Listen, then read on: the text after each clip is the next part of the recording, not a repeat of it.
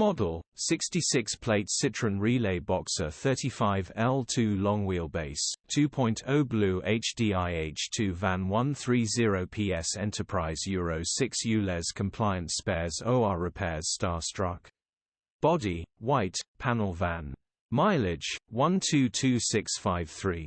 Engine, 1997 CCDW10 FUDA. Transmission, 6-speed manual, front-wheel drive.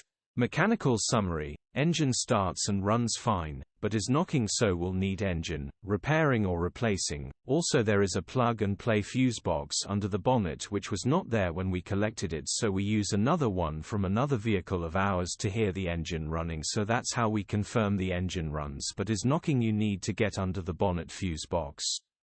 They are cheap and just literally plug in.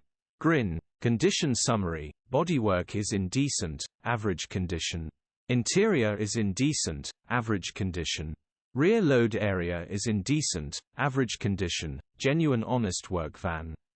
Features: 0 former keepers, parking sensors, cruise control, air con, electric windows.